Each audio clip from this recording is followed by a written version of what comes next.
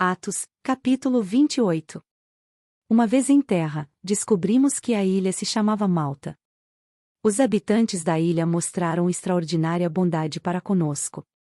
Fizeram uma fogueira e receberam bem a todos nós, pois estava chovendo e fazia frio.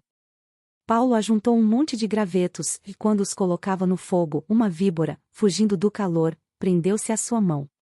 Quando os habitantes da ilha viram a cobra agarrada na mão de Paulo, disseram uns aos outros: certamente este homem é assassino, pois, tendo escapado do mar, a justiça não lhe permite viver. Mas Paulo, sacudindo a cobra no fogo, não sofreu mal nenhum. Eles, porém, esperavam que ele começasse a inchar ou que caísse morto de repente, mas, tendo esperado muito tempo e vendo que nada de estranho lhe sucedia, mudaram de ideia e passaram a dizer que ele era um deus. Próximo dali havia uma propriedade pertencente a Públio, o homem principal da ilha. Ele nos convidou a ficar em sua casa e, por 3 dias, bondosamente nos recebeu e nos hospedou. Seu pai estava doente, acamado, sofrendo de febre e desenteria.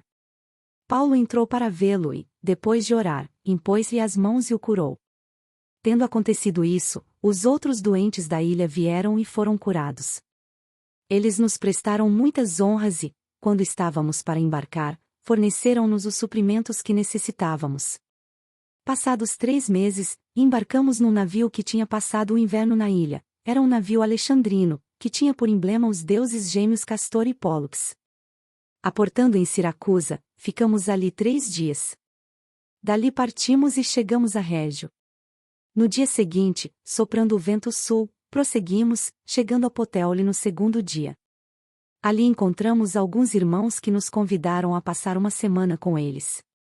E depois fomos para Roma.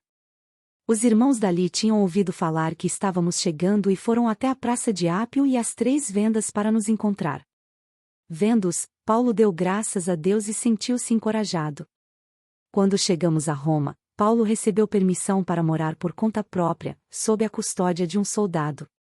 3 dias depois, ele convocou os líderes dos judeus. Quando estes se reuniram, Paulo lhes disse: meus irmãos, embora eu não tenha feito nada contra o nosso povo nem contra os costumes dos nossos antepassados, fui preso em Jerusalém e entregue aos romanos. Eles me interrogaram e queriam me soltar, porque eu não era culpado de crime algum que merecesse pena de morte. Todavia, tendo os judeus feito objeção, fui obrigado a apelar para César, não porém, por ter alguma acusação contra o meu próprio povo. Por essa razão pedi para vê-los e conversar com vocês. Por causa da esperança de Israel é que estou preso com estas algemas.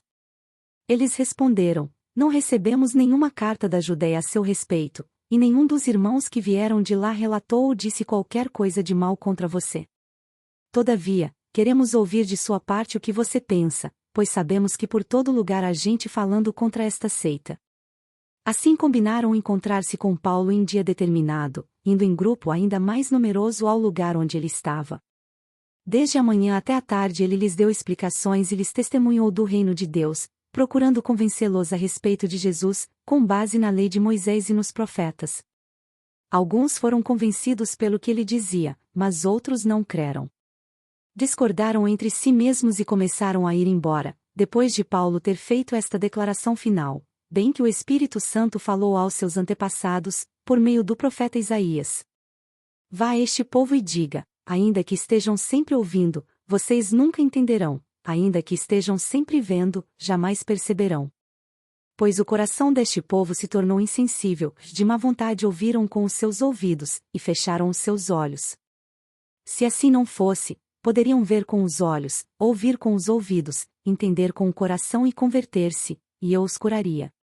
Portanto, quero que saibam que esta salvação de Deus é enviada aos gentios, que eles a ouvirão. Depois que ele disse isto, os judeus se retiraram, discutindo intensamente entre si. Por 2 anos inteiros Paulo permaneceu na casa que havia alugado, e recebia a todos os que iam vê-lo. Pregava o reino de Deus e ensinava a respeito do Senhor Jesus Cristo, abertamente e sem impedimento algum.